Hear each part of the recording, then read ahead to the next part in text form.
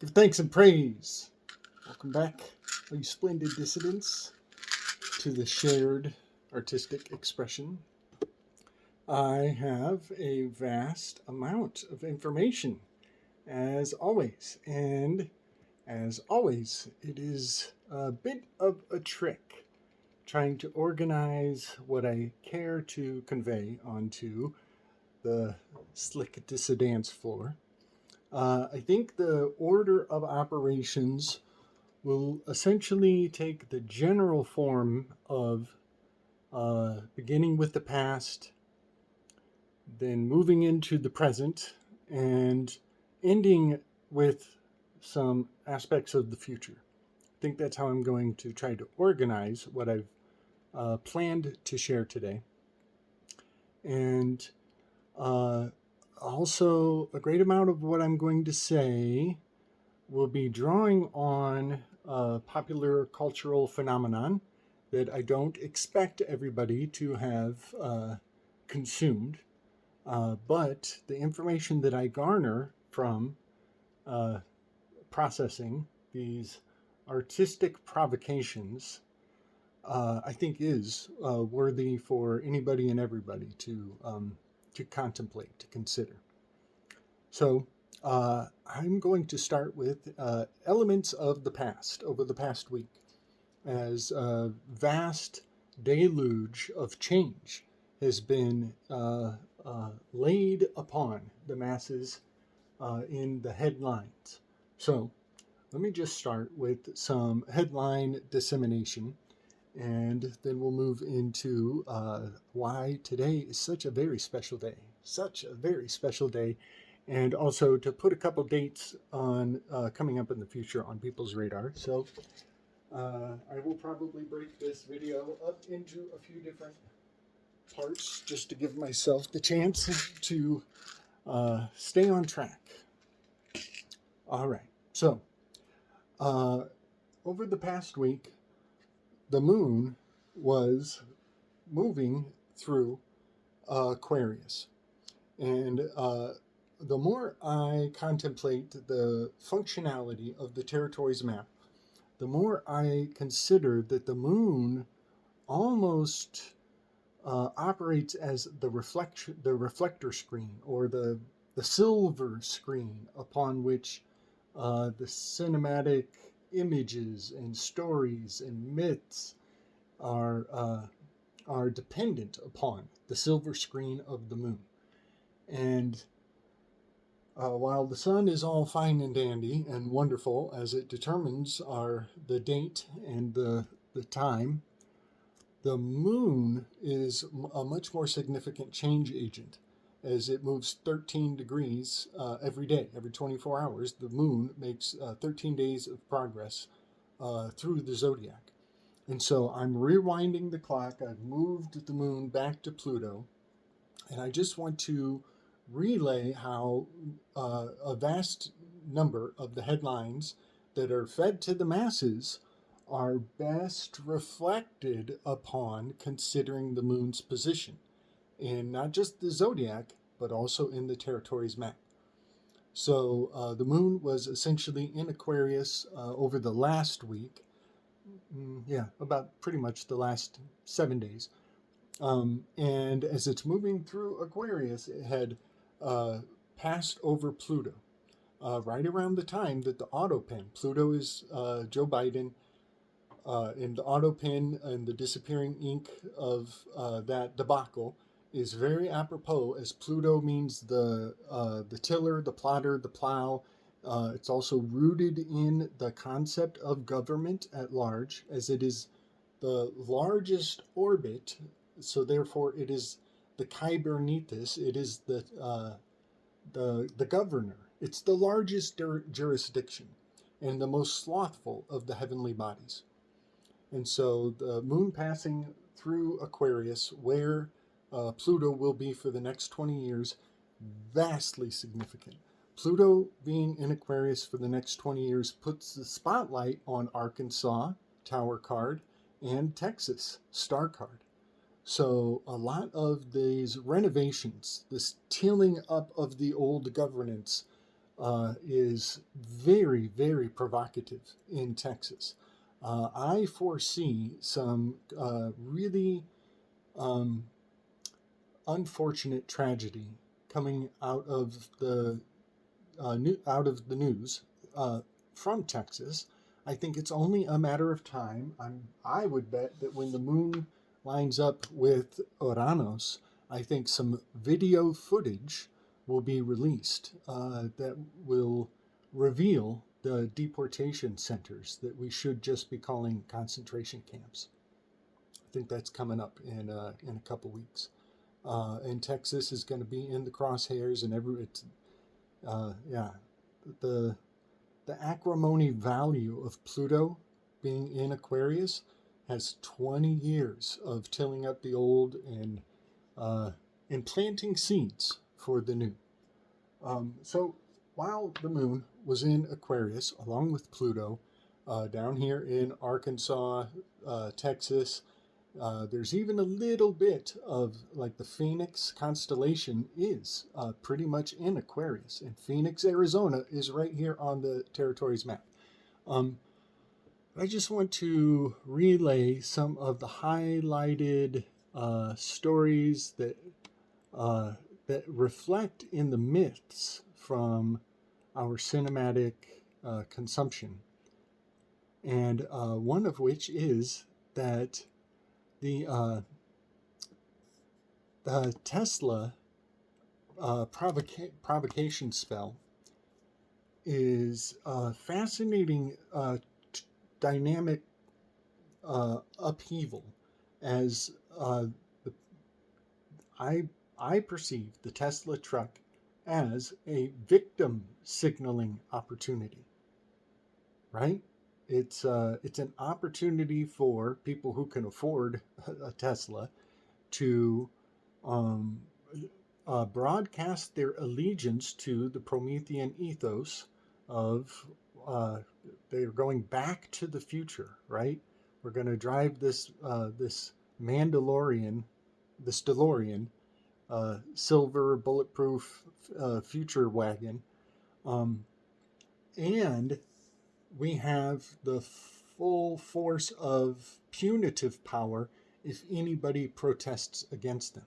If anybody turns them into a victim, then they will have the full force of punishment projected onto anybody who messes with their car.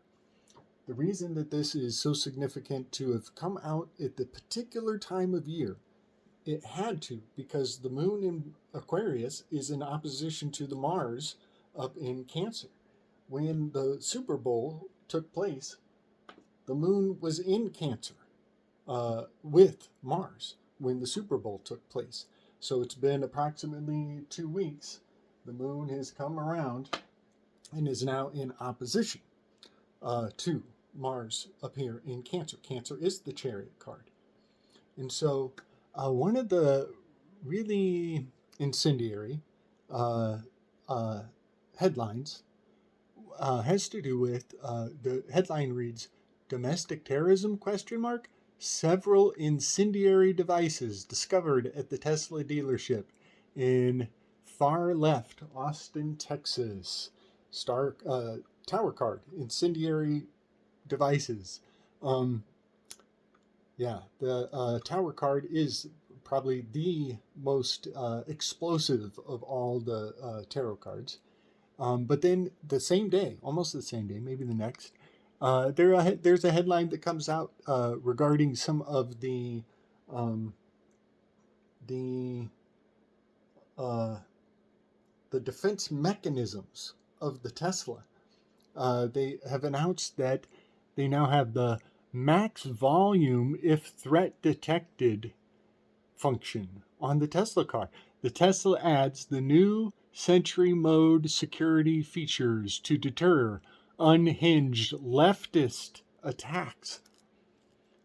Man, this is completely presaged in Fury Road, where one of the mothership vehicles from the marauding uh, uh,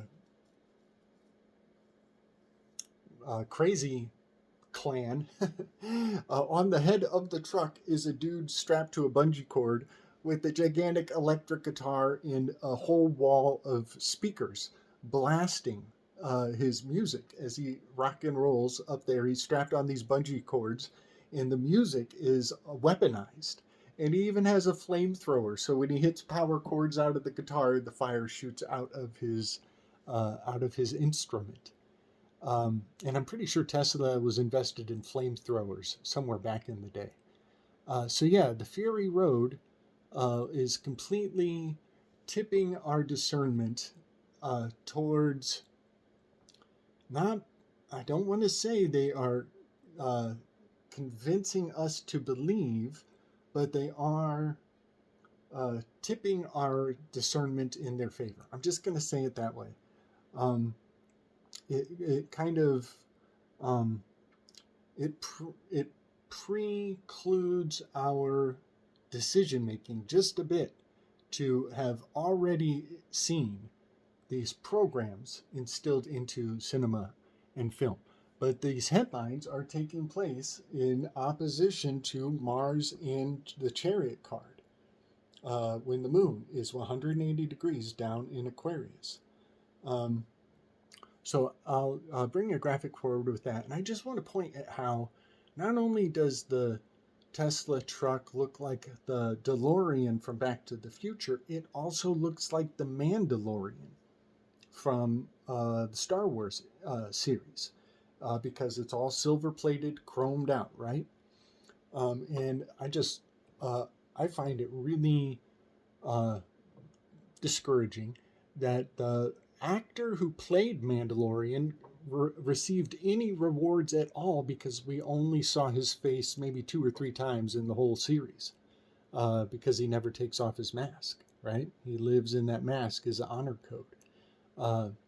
And it's just fascinating that any acting he did was strictly voice acting, and we're pretending like that is actually the actor in the suit. I'm actually open to extremely provocative theory that it might be actually Jeffrey Epstein.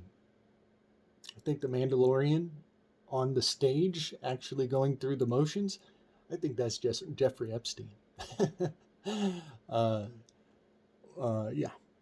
can't prove it. I just think that it's exactly how the magic would have extreme potency.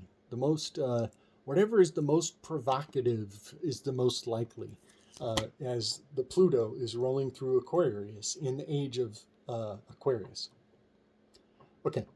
Also, there was a headline about some lady who is works for the CIA, FBI. Who did she work for? Who died pretty much in the same news cycle. Let me see if I can find her name.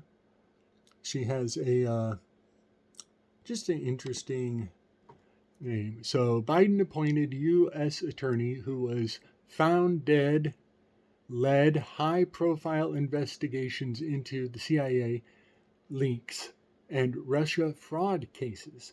What was her name? Can I even see it? I can't even see her name. But I just want to say that pretty much anything having to do with leaks is going to be hailing to the star card, as the WikiLeaks logo is a repackaging of the Thoth deck star card. You can go to other tarot decks and you'll find similarities to the WikiLeaks logo and other star cards, but more than any, this Thoth deck is kind of taking preeminence. But again, star card is in Aquarius. She's investigating into CIA leaks, and she dies as the moon is passing through Aquarius, where the star card is. So we have incendiary devices and sonic weaponized Tesla trucks, and we have a lady involved in high-end, high-profile investigations. Yeah, very correspondent to this star card. And I just want to mention, I have the date. That was 3/25 was when that headline came out. And so when I see 25, I think of Mars. If you know the prophecy of Daniel, the disembodied hand writes mental, tekel, shekel, something on the wall. I always forget the words that the disembodied hand wrote. Well, the writing on the wall appears in Daniel 5:5, but it's not decoded by Daniel until Daniel 25, which is 5 times 5, right? Disembodied hand on the wall. So yeah, that was on 325 when this woman turns up dead. And so when I see 25, the 5x5 magical square is the magical square of Mars. World War, WW, on everybody's lips.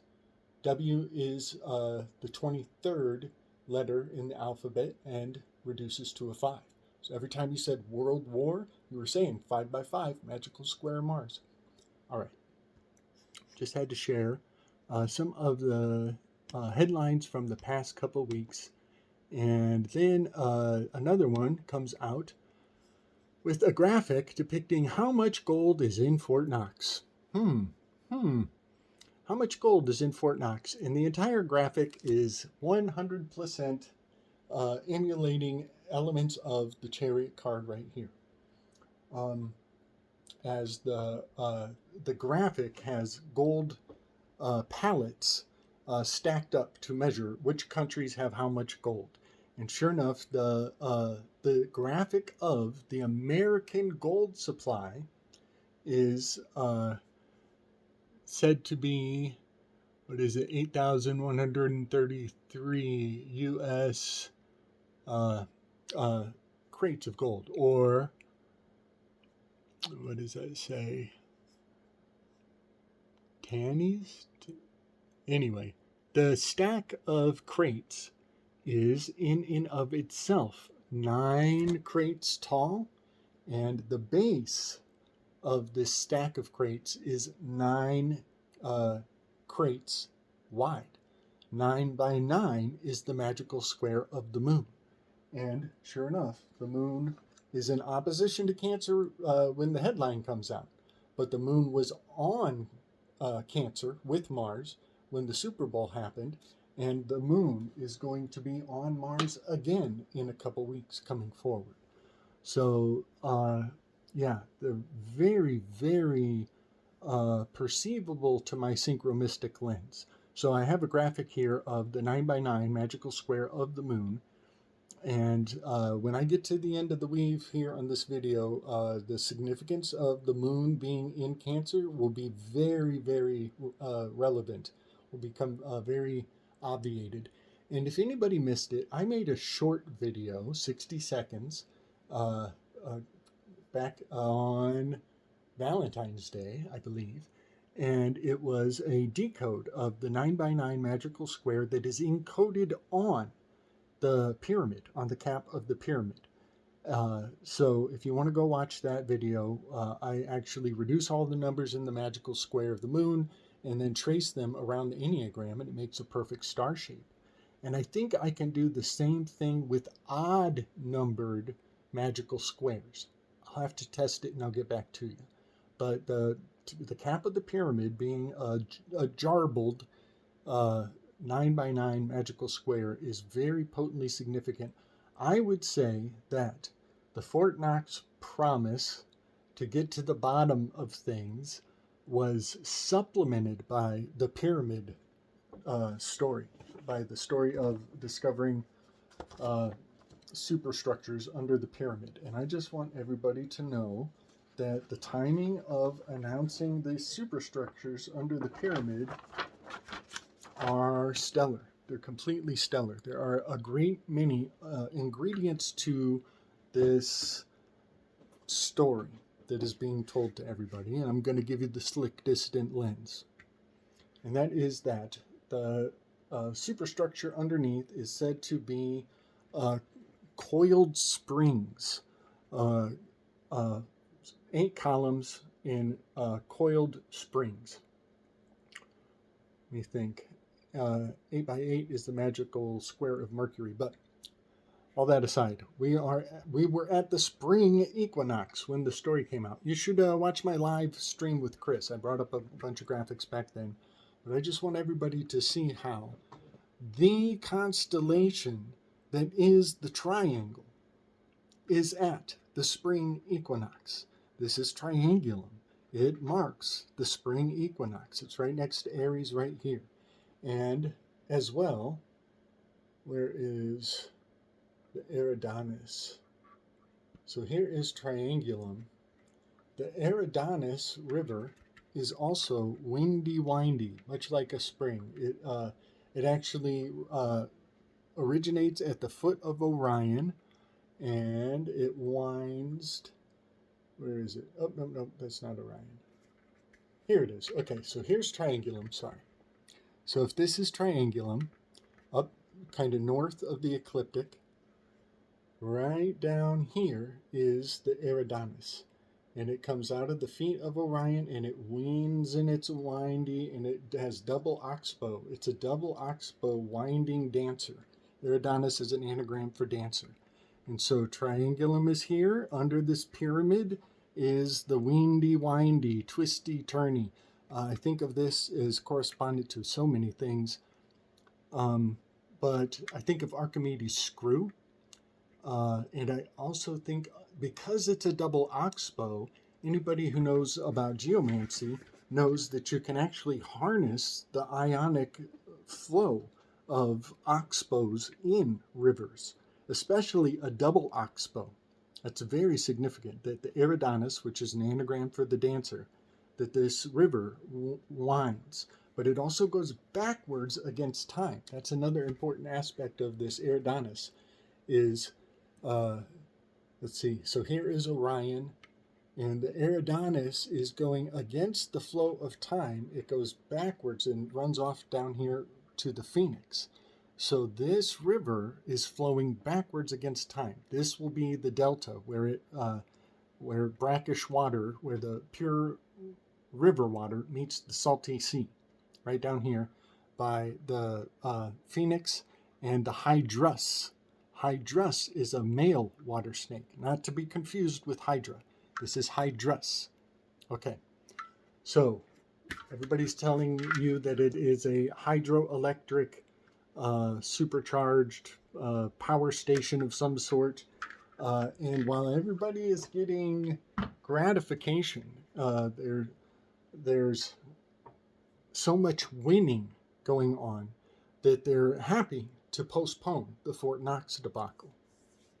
I think that the story of the pyramid is a surrogate stand-in for what we were hoping to find in the Fort Knox malarkey. But the spokesperson for the pyramid narrative, she looks just like Pam Bondi. She looks just like Pam Bondi. And in her sensationalized image, they have her dressed in a little pharaonic priestess hat with her tatas occulted by the pyramids. Next to her, there's a palm tree. And then I got a picture of Pam Bondi holding up her palm when she took the oath. And look at how similar they look to one another. Look at how similar they look to one another. So while we were expecting Pam Bondi to tell us the outcome of the Fort Knox debacle, instead we get this pyramid malarkey that everybody's just going to be chasing each other's tails regarding. Okay, so those are some of the headlines that I just wanted to really disambiguate as best I can through the slick dissident lens, through the systems and the stars that I get so much reward from. And then also I want to share, here's another headline, that I've pointed out how when Trump got off the plane, when the moon was in Cancer on the Super Bowl, that the image of him waving at the plane, the art on the plane that he took in, was very much hailing back to the Truman Show. And I've been kind of pointing out how if you put a PhD into the word Truman Show, it becomes Trump Hands How. And how Trump hands is a very, it's a device, a rhetorical device, and it's very iconic. And Ron DeSantis emulates Trump's hands perfectly, in the most fascinating way. And they both have that Florida origin. So the Truman Show, when Trump gets off the plane after renaming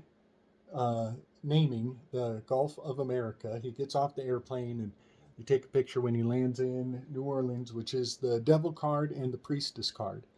The Priestess card is really the Mississippi River. She is in the shape of a menorah, which is also in the shape of the seven rivers of the Mississippi. But then New Orleans proper is the Devil card, but he's in the Devil card down here in Capricorn, and he's riding on his chariot. 180 from Capricorn is up here in Cancer. And when he gets off the plane, everybody, it's a big photo shoot. But the likeness of the plane very much relates to me, to the Truman Show, where he finds the wall of the dome that he's living in. He's found the edge of the firmament. And Trump is at the Caesar Dome in that photo shoot. So yeah, the moment where Truman finds the edge of the wall and Trump pushing the boundaries of reality to rename the Gulf of America, all of it's pushing at the Truman Show. And I was like, oh, this is all nifty. This is all neat. What is it channeling admiration towards? What is it? What discernment are they trying to jerry-rig with these headlines? And then it just came up this past week where the 7 C-17 aircraft have also been tracked landing on the remote atoll, suggesting transportation of equipment, personnel, and supplies. Refueling aircraft have been reposited to strategic locations, and the Pentagon recently ordered the USS Harry S. Truman carrier strike group to extend its deployment to the Red Sea by a month, and a second strike group led by the SS Carl Vinson aircraft carrier.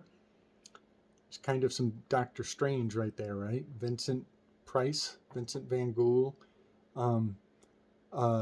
which is also heading to the Middle East. But yeah, when I saw the Harry S. Truman is being seeded into the stratosphere of the narrative, it was kind of confirming what I was wondering about regarding the Truman Show photo op of how Trump hands, right? But also I noticed that they used the word group twice. And I think that this is lending to groupthink. I think it's lending to groupthink. And if these groups get attacked, then democracy must be in peril.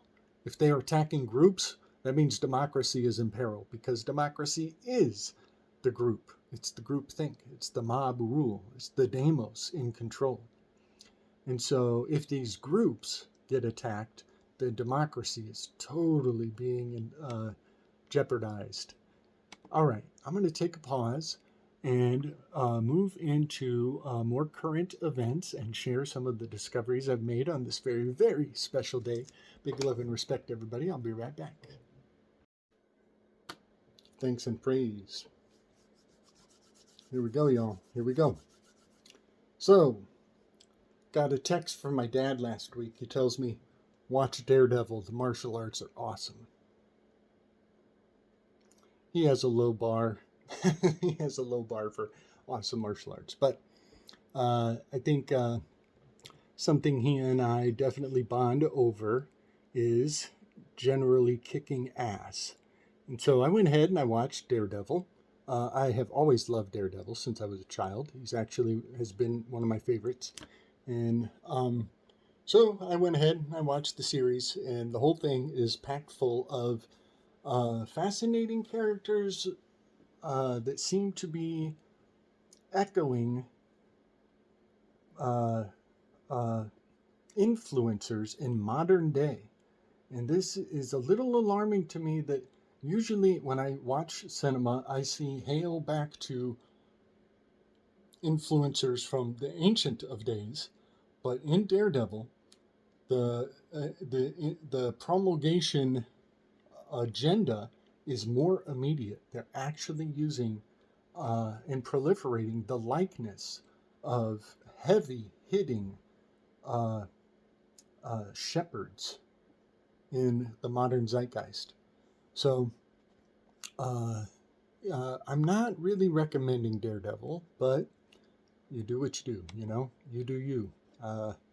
So the actor who plays Daniel Blake in Daredevil is a total sycophant to uh, William Fisk. No. Wilson Fisk. There's that Wilson again. Wilson Fisk.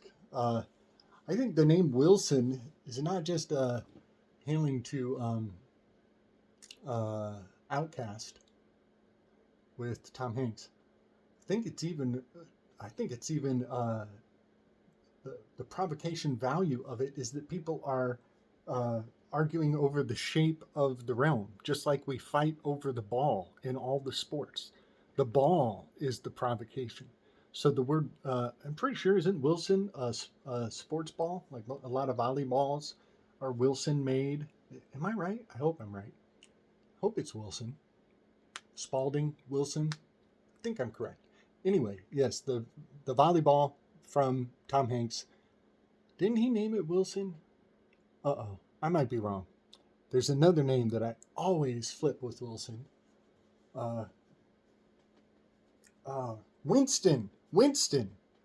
I get Winston and Wilson flipped, so I might be wrong here. But I think Wilson is the sports ball. Winston is the name of the guy in 1984. It's the main character. His name is Winston, but the ball is Wilson. Anyways, Wilson Fisk is depicted in Daredevil as Kingpin, and it is so obvious on the face of it. I don't think anybody is missing the force-fed, shoveled correspondences of Fisk and Chump, right? And so Kingpin, Chump, the Don, the Italian mafioso um, boss. They call them all Dons, right? They're all Dons. Don in reverse is Node. The lunar eclipses, the Rahu and Ketu, are considered the north and south node. So, of course, the whole universe revolves around the Don, right? This is the dawning of the golden age. All of that crap. Well, I just want to correspond Fisk to Crowley. Crowley believed that he was the reincarnation of Edward Kelly. Edward Kelly had his ears clipped, and Don Chump took the ear castrated event in Cancer. The sun was in Cancer. It was the 7th day of the Navaratri when Chump got the ear castrated event. On the 7th day of the Navaratri, the Devi, who is named Kaalratri, is observed. And Kaalratri is the Devi of natural disaster. She's the most violent. She's crazy. She's got the Kali Ma tongue hanging out. She's waving the sickle of the question mark, the remover of obstacles. She's wielding the question mark. And Socrates was in the 7th position in the symposium. So, of course, number 7, it's the most magical of numbers. Next to number 3. I'm a big fan of number 3 myself. Wilson Fisk has an assistant, a sycophant. This guy is totally saying whatever he needs to say to be perceived in the favorable light by Donald Trump. I think the actor is named Michael Gandolfini. I think we are looking at Jason Rizza Giorgiani. I think they are depicting Giorgiani as a sycophant for Chump. And a lot of people who know these characters will agree. And yeah, that baby-faced, he's an old actor from The Sopranos, right? And I think Wilson Fisk was in Sopranos, I think, the actor. So yeah, The Sopranos is overlaying into the narrative of Daredevil. Georgiani and Alexander Dugan are both published by Arctos Press, and their cover art is the Empress card is Georgiani's cover art of the Philosophy of the Future, and Dugan's cover art is the Emperor card, Orange Man Bad, and it is called the Fourth Political Theory, and those two titles are almost anagrams of each other. So yeah, they're a marriage made in the heavens, as Giorgiani is Empress card with jellyfish, which are actually encoded in the card itself, and then Dugan is the Emperor card, and Dugan's middle name is Jellyvich. So he's got an orange on the knee on the Emperor card. There's an orange on the knee, hailing to Riza, and then Riza, his cover art has Jellyvich on it. So they're both balls deep in Arctos Press. So he's getting proliferated into the mythosphere, and sure enough, there's some street art being displayed in the Daredevil story in Hell's Kitchen, and in the street art they show Fisk with a mask being removed from him, and the mask being removed looks exactly like old Chumpster when he got the big red dick drawn on his face on that fateful day. So yeah, they're totally force feeding and obviating to an obnoxious degree the correspondence between Fisk, Crowley.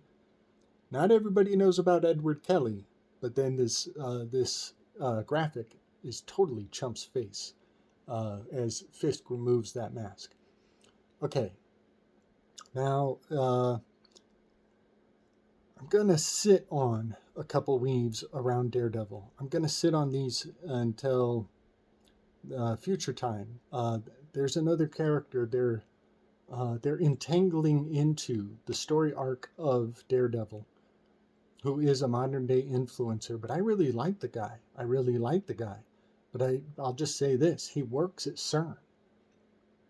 He was an employee of CERN, and he's a powerful acolyte of Carl Jung and the collective conscious. So for them to embed this influencer the from modern day culture into Daredevil is very powerful. It's very powerful. But I don't want to drop his name. I don't want to make it super obvious. I don't want to put anybody on blast. I don't think he knows. I don't think he has anything to do with it. I think they are. It's a state grafting. They take the body corpus of people and parallel their works, and and so as soon as I say his name and make a claim that he's entangled into Daredevil, people automatically have a blame reflex, and they're going to want to blame him for getting lauded by Hollywood. But I don't think that's really how it works. I think they can just graft on to what the public has access to. They just graft right onto it. So yeah, Daredevil is totally a particular character from the circle of influencers on a high scale. And then I want to, so let me finish off with, I think if I had to summarize what Daredevil is doing, a lot of people will, it's not even, it's very obvious. I probably don't even have to say this, but they are making the masks into vigilantism. And vigilantism is a fascinating dynamic. It's almost like everything they invested in the superhero culture of my generation, they're expecting to have trigger responses for predictable behavior, for predictable reactions and response. So yeah, the mask is being correlated to vigilantism. But vigilantism is pointing at a very powerful power shift that I want to put words to today. But first, I want to let me just say, when I watched Shogun, I had the most profound realization. And I know not everybody has the time to watch Shogun. There were so many commercials. It was like 20-30% commercials to try to get through the Shogun series.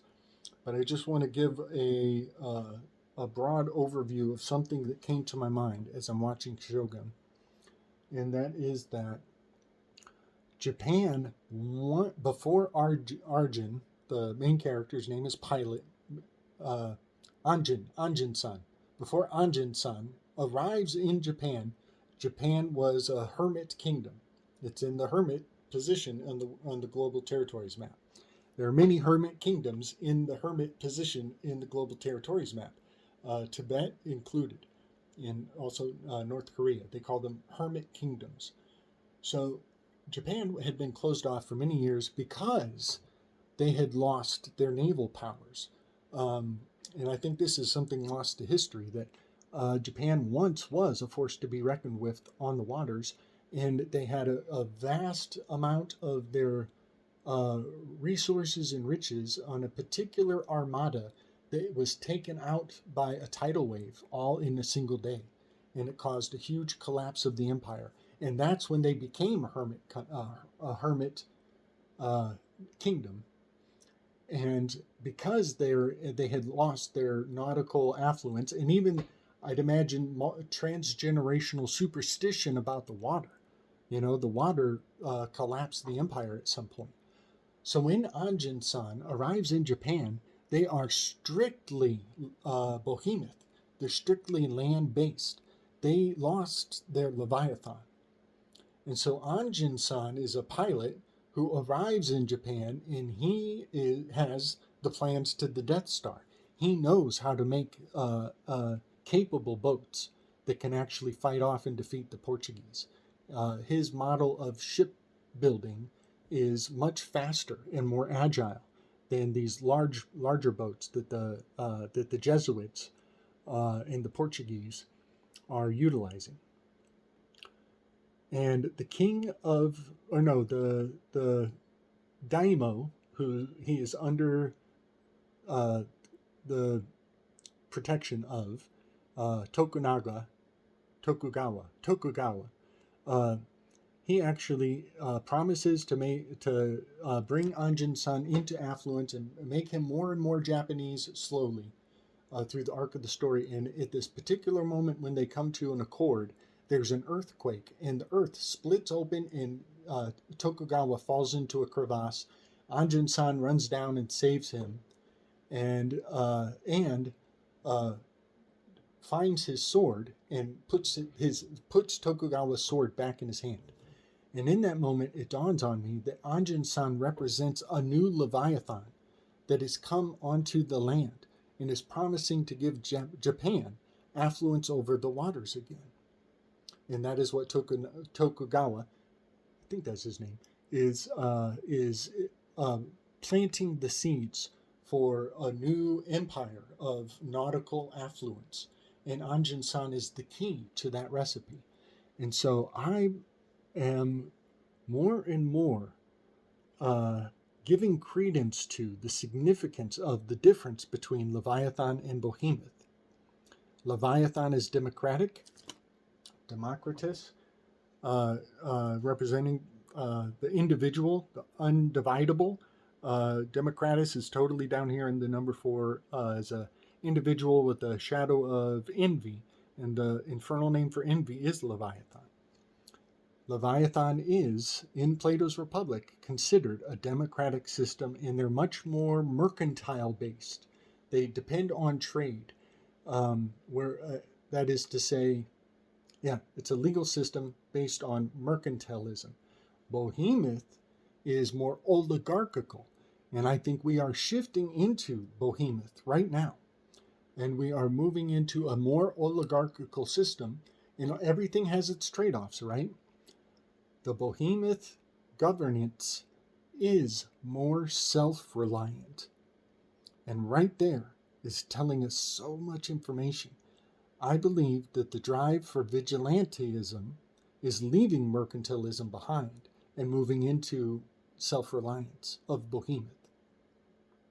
So, I just needed to state that and put it on the record.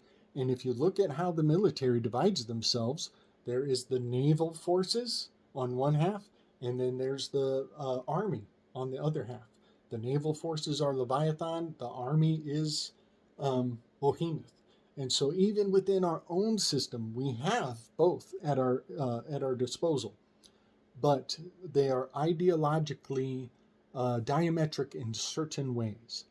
Now, I am so tempted to project the difference between Aristotelianism and the Platonists onto this dichotomy of Leviathan and Behemoth. If I had to, just going by what the list of differences indicate to me, I would have to put Leviathan as Aristotelianism and Behemoth as the Platonics, if I had to. But again, 50-50, you're either 100% wrong or 100% right, right? Okay. Also, I've been following a channel, I forget his name. He has been focusing on the start date that kicked off the lockdowns, and he's bringing up a star chart with about 7 different bodies in Sagittarius when the lockdowns kicked off. And let me see, I think we had Pluto, Saturn, Jupiter, the South Node, the Moon, the Sun, and Mercury were all in Sagittarius when they kicked it off. I had never seen this fact until I was watching this video. Maybe I'll bring a graphic of his channel. He's great. He's a acolyte of Leviathan. Give thanks and praise. Much love and respect. Much love and respect. The dates with all of these cosmic bodies landing in Sagittarius completely fortifies the significance of this art card that has been a real bag of tricks. A real bag of tricks. I'm realizing that is it 7? Yeah, 7 different astrological bodies were packed into Sagittarius when the lockdowns happened. That's the art card and the Magus card. The Magus card has the PCR test tipping on his fingers. This is Carrie Mullisk dancing naked in the field of your mind. That's Carrie Mullisk.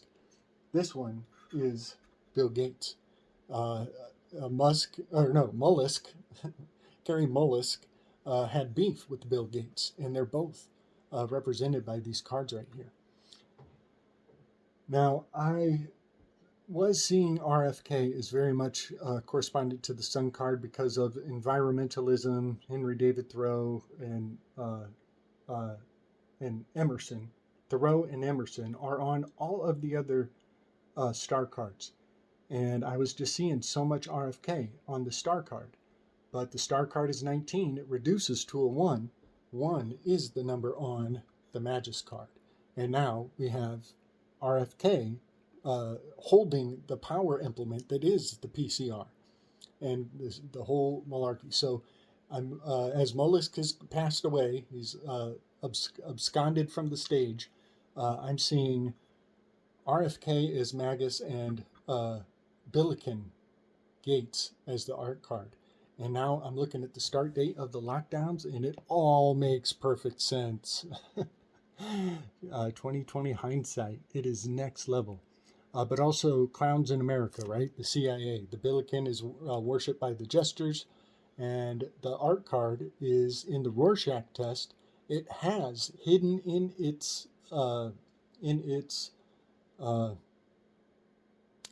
profile is the Rorschach of a clown, the Rorschach image that is a clown, and the Billiken is worshipped by the jesters. So yeah, a whole lot of synchrosignificance is coming into context in hindsight. I hesitate to try to predict things in the future. People really hate when people predict things into the future, so I try not to get into all that. But in hindsight, I think it's safe to reveal what is making more and more sense as we gain greater and greater context looking back. All right. So, present day events. Today is the eclipse. And guess where it took place? It took place over Iceland. But guess where else it took place? The eclipse was very powerfully present in St. Pierre Island. St. Pierre Island. 178 days ago from today, there was an eclipse in South America, and it went right through Drake's Passage. That eclipse is depicted on the Fool card. I'll bring the graphic on that. And today, we had an eclipse in St. Pierre Island. St. Pierre Island's heraldry is in the shape of this Fool card, and it has Hell's Gate, where over 600 ships have been sunk in history. I think they were actually shipping crazy people to that island and expecting them not to make it. I think that island is a reposit of insanity, and they call it Hell's Gate. And the eclipse today just ripped through Hell's Gate.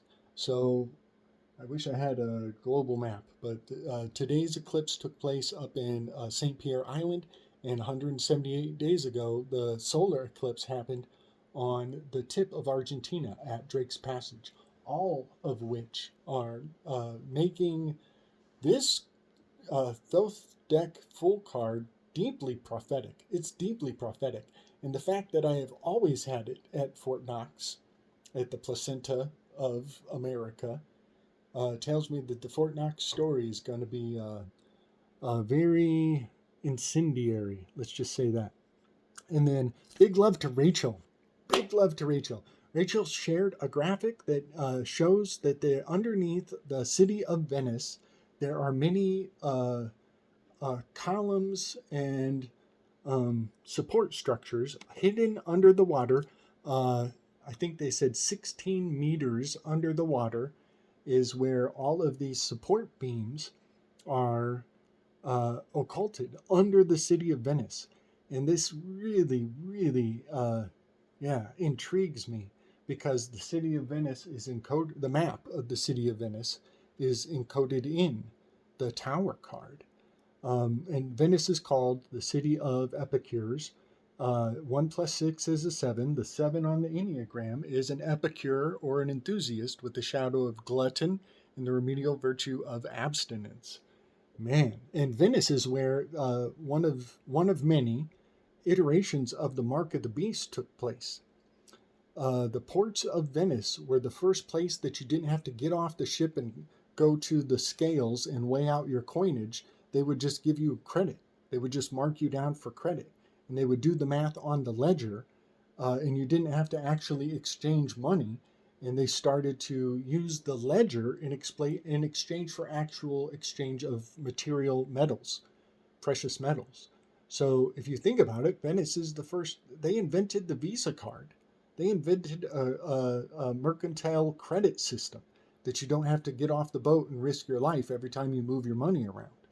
That was the original Mark of the Beast. Happened in Venice, and it's in the tower card. The map of Venice is in this tower card. Look close.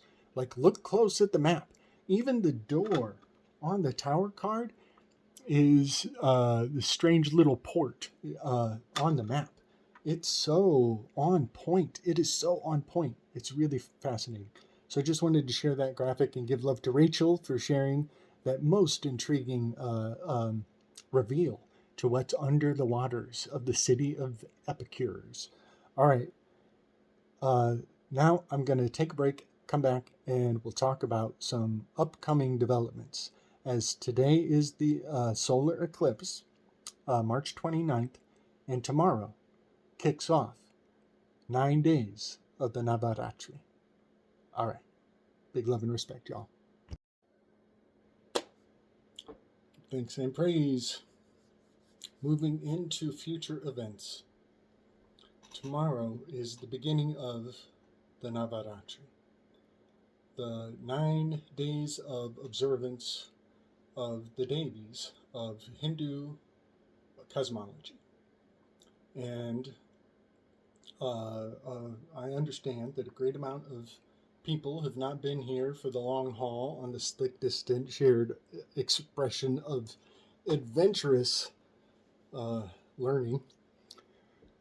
And I'll just try to bring people up to speed on the cliff notes of what I have come to learn and appreciate, going back to pre-Abrahamic cosmologies. Through studying the Plato Symposium, where essentially 7 dudes are sitting around pontificating on the nature of love. In this symposium, the 7 dudes are one-upping one another in their eulogies. And of course, they put Socrates at the end because he's going to trump everybody else's eulogy. And he does give us the ladder to what is beautiful. And Socrates has been accused of being the mystagogue of science. But science wants you to think he's just a demigod of science. A demagogue of science. Nietzsche would call him a mystagogue because there's a great amount of mystery hidden behind understanding what the symposium really means. So the 7 dudes are talking. Socrates trumps everybody else's eulogy, and an interloper, Alcibiades, number 8, he comes dancing into the symposium drunk, and he outdoes everybody's opinion on love because he's enacting it. He's embodying love. He's not just talking about it, he's being about it. And that's because the 7 is the end of the thinking groups. Number 8, we've moved into the action, the body groups. And so Alcibiades is embodying love. And by doing that, he outdoes everybody's navel gazing. This provocateur of the number 8, it happens over and over and over throughout history. Jeffrey Epstein would be our number 8 of our days. Epstein is the Alcibiades of modern context. So 7 dudes finish talking, and then one last straggler comes in and divides up. He breaks up the 7. Any number divided by 7 yields the heptad of the Enneagram. Any number, except for 7 itself. So it becomes some iteration of the 142857, 142857 repeating. Any number divided by 7 will give you the heptad of the Enneagram. So, as well, the Oscar Ichazo, who is Jesuit wannabe supreme, in his self-portraiture, he is emulating Ignatius Loyola intentionally. It's no accident that he looks exactly like Ignatius Loyola. I'm not saying they're related. I'm saying he is a Jesuit and he's given a tip of the hat to the Grand Jesuit Supreme. Oscar Ichazo's Enneagram personality matrix of vices and virtues tracks into the symposium. It's so profound. So, as I'm studying the symposium, each one of the speakers has a different technology. They represent a different techne. And each one of their technologies has a specific muse. So, I study the 9 muses of the Greeks, and sure enough, they are sitting over the shoulder of every speaker in the symposium, informing their eulogy, telling them their perspective, their angle, the way that they see the subject matter at hand. So, the first muse is Polyhymnia, the muse of rhetoric, because the first speaker is a rhetorician. Second muse is Clio, the muse of history, who has a scroll of strategy on her lap. The second speaker is the lawyer, the bringer of the law. All of law, all common law is actually a battle strategy. Third speaker gets the hiccups and they do a switch, which changes the speaking order, but not necessarily the seating order, which is very important in the realm of forms to know the difference in these orders. But the third speaker gets the hiccups, and so he takes a pause, and he becomes the fourth. And instead, it is the physician takes his place, and the physician becomes the third speaker. That's Eryximachus, speaking on from healers' opinion on love. And then the fourth speaker gets over his hiccups, and that's the comedian, Aristophanes. So Eryximachus, as a physician, his muse is Euterpe, the muse of music. And the Greeks believed that music was the ultimate form of healing. So Euterpe in the number 3 spot is so important. And so then we move to Aristophanes, whose muse will be Thalia, the muse of comedy, always depicted with a smiling mask and sometimes a shepherd's crook. Um, uh, and then we move to Agathon, the host of the party, and he's a tragedian. His muse will be Melpomene, often with the sad face, sometimes hiding a dagger, hide dagger, and often with her mascara is running because she's weeping. And she keeps to herself. She's recluse. Just like the number 5 personality type, the observer with the shadow of greed or avarice, she keeps to herself. Then the number 6 is an empty seat in the symposium. It's a blank spot. You could potentially put the messenger, Aristodemus, could be in the 6th spot. You could put him there, but he doesn't speak, or he doesn't report back on his own speech. And maybe that's a missing text from the ages. What did Aristodemus tell for his eulogy on love? But it's not in the symposium. It's a missing spot. But Socrates, and then next is number 7 is Socrates in the 7th position. And Socrates says 3 times in the symposium that there is no one between Agathon and myself. So the number 6 seat is the fear nature. It's the furniture. The number 6 personality type is a loyalist with a shadow of fear or anxiety. So yeah, there's an empty seat in the number 6. The Greeks did not even have a 6th letter. They avoided this empty spot. They had no digamma. No digamma in reverse is Armageddon. The fear nature is in the 6th spot.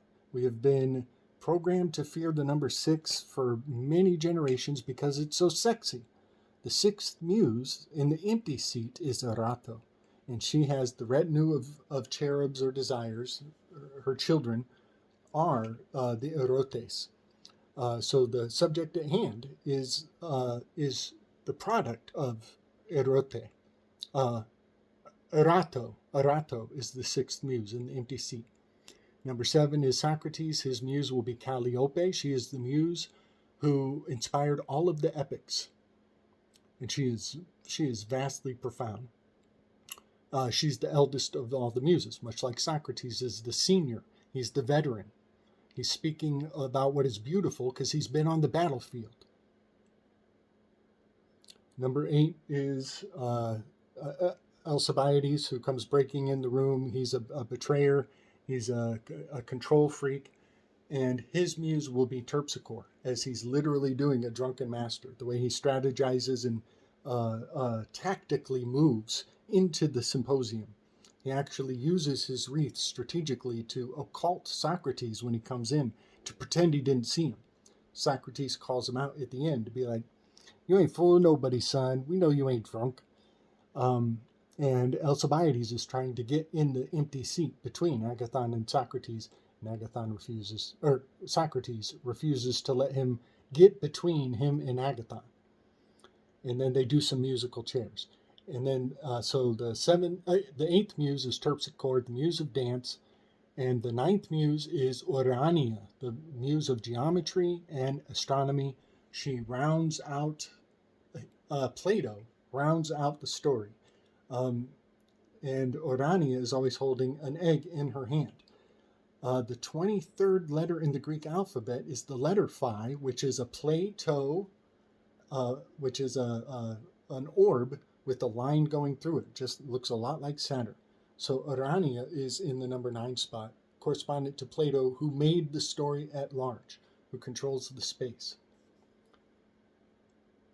Then I go and I study the 9 Devis of the Navaratri, and the 9 Devis are powerfully echoed. They are the original echo that we see as the Greek muses. Shalaputri, her day is tomorrow. 3-30. 3-30 is the beginning of the Navaratri this week. Shalaputri corresponds to Palahimnia, she of many songs. Brahmakarini corresponds to Clio. The muse of history, Chandrag Hantha, corresponds to Euterpe, the muse of the sick, the muse of music. She's got the drugs. Kushmanda corresponds to Thalia. She creates with the smile. Kushmanda's whole narrative is based on the cosmic smile. and an egg, which is also part of Aristophanes' eulogy. The Fifth. fourth Devi is Skandamata. She always has a baby on her lap. Agathon's eulogy is saying that love prefers what is newborn, what is nubile, what is soft. He's got a real thing for soft texture. Yeah, there's some Twilight language going on. I forget more than I remember. And then the sixth Devi is Katyayani, very correspondent to Arato, the sixth muse in the symposium. Kaalratri is the seventh Devi. Kaalratri sounds just like Calliope, and she is the Devi of natural disasters. Now, everybody wants to say, oh, this is all evil, this is all evil. The mythology is what tells you the framework. The mythology is not evil. The fact of the matter is that natural disaster capitalism has harnessed these truths. So while you want to look at Kalratri with her crazy wagging tongue and her question mark sickle and say, the symbol is evil, that is not the case. It is the people who put intentionality behind these truths. It is their intention that makes these symbols appear evil to us. Natural disaster capitalism is in the lap of Kaalratri, the seventh Devi, and correspondent to Calliope, the muse who inspired all of the epics. It's the reason we even know the consistency of these systems as they come and go through the generations. And then Mahagauri is the eighth Devi, and she is often depicted in white. They have like Vestal virgins. She dresses in white, and young children are often part of the observance of Mahagauri's day. And then the final and last day is Siddhidatri, and that will be on April 7th. So, starting tomorrow, we have Shela Putri, the beginning, on March 31st. We have Brahmakarini on April 1st. On April Fool's Day, we have Chandraghanta. On April Fool's Day is Chandraghanta, the third Devi. April 2nd is Kushmanda. April 3rd is Skandamata. April 4th is Katyayani. April 5th is Kalratri. April 6th, no, excuse me, let's go back. April 5th is Kaalratri.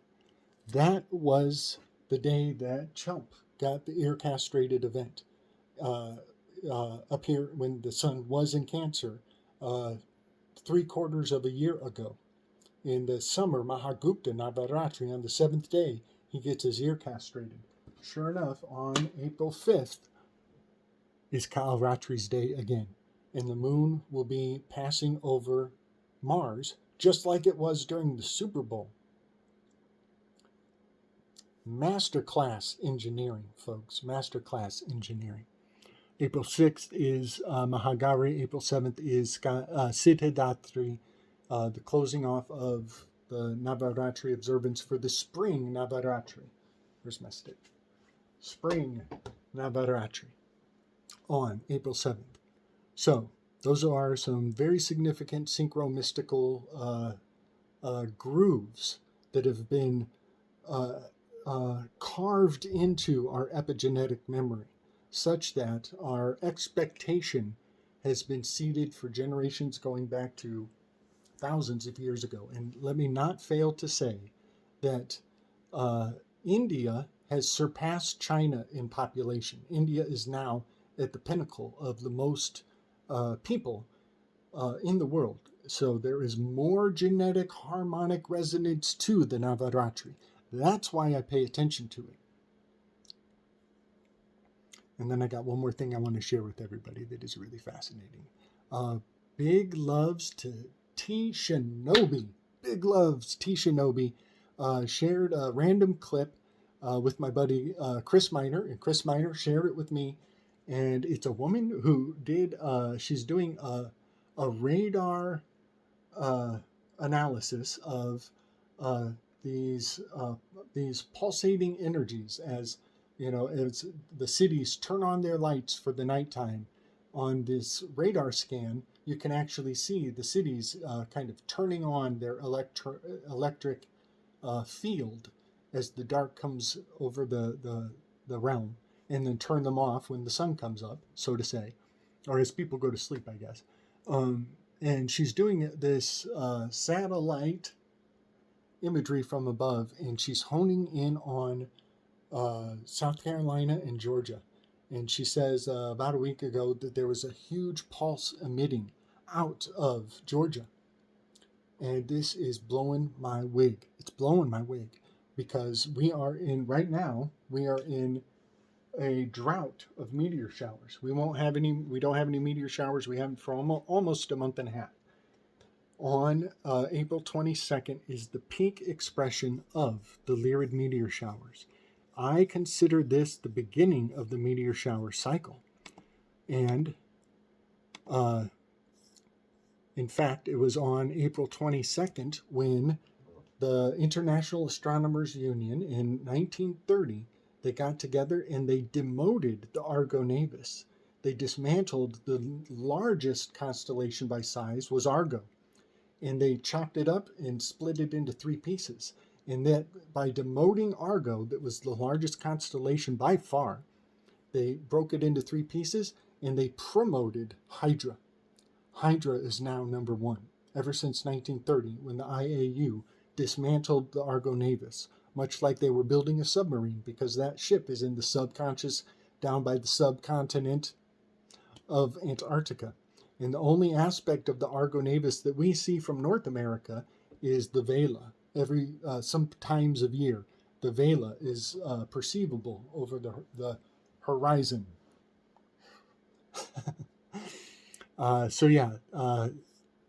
The new meteor shower cycle has kicked off with the spring equinox. And I am very excited to share that the Lyrid meteors, they have a long window of April 15th through to the April 29th each year. And their peak is on April 22nd to the 23rd, which is the same day that they demoted the Argo Navis. And this Lyrid meteor shower is right here in Georgia. The lyra is a harp. It's a Greek harp. And for a long time, I was kind of focusing on the Cathera harp, because Cathera is the root of the word Catholic. There's a Cathera island in the Mediterranean. But I've discovered the significance of the zither harp. The zither harp. And when I start looking into the zither harp, it turns out there's a debunked myth that George Washington played the zither harp. George Washington played the zither harp. Georgia is in the Lyra constellation in my territories map. Then I go and I look at the zither harp and I look at the shape of Georgia. Georgia is in the shape of the zither harp. Atlanta is the hole in the harp. It's the headquarters of the Kabbalah News Network. CNN is the hub of the zither harp that is the shape of the state of Georgia. And then I go and I look at Jekyll Island, and Jekyll Island almost looks like your standard harp, the first harp that comes to mind when we think of a harp, right? It looks like the standing harp might be what you would call it. The shape of Jekyll Island is another type of harp. I was thinking that Jekyll Island would be like the pick that you would play the zither with, but I think they pluck it with their fingers. It's kind of the kabuki, or the Japanese, that they actually use a broad pick that I think I've seen looks similar to the shape of Jekyll Island. But either way, we have a small harp and a large harp, all correspondent to the shape of Georgia, where, in the territories map, the Lyra constellation is located.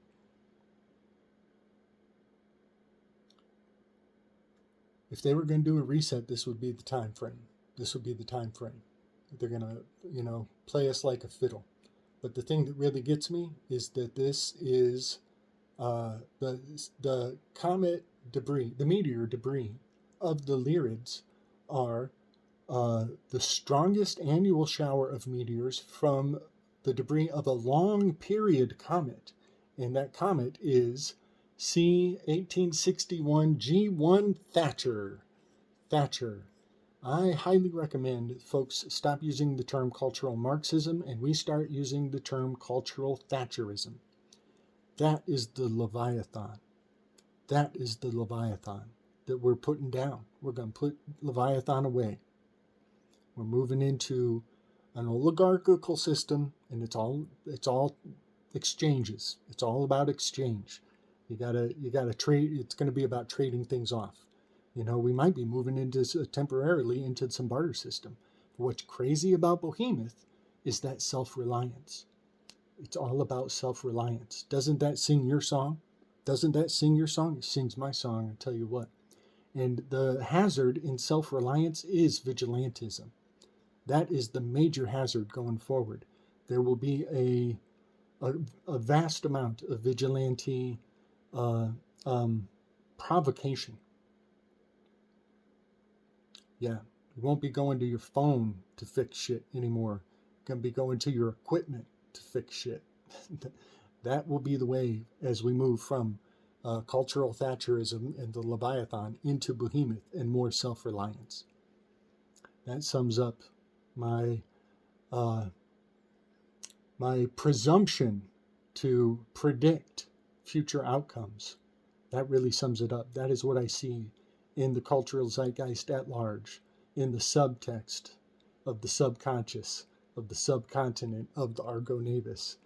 We're going to be building our own ships. That's what's up. Spaceship Earth. All right, y'all. Big love and respect. Let me think. I haven't actually been doing many shows on other channels, but here in about 2 or 3 weeks, I have a show with Emily Moyer and Chris Miner. We're going to weave hard. We're going to weave so hard. It's going to be fabulous. But yeah, happy Eclipse Day and happy beginning of the spring Navaratri. And yeah, get your seeds in the ground, till up your soil, and plant your germinating intentions of positivity and self-reliance. Big love and respect, y'all. Oh, slickdissonant.com. Hoodies, Zippos, t-shirts, tarot cards, PayPal, Cash App. Big respect.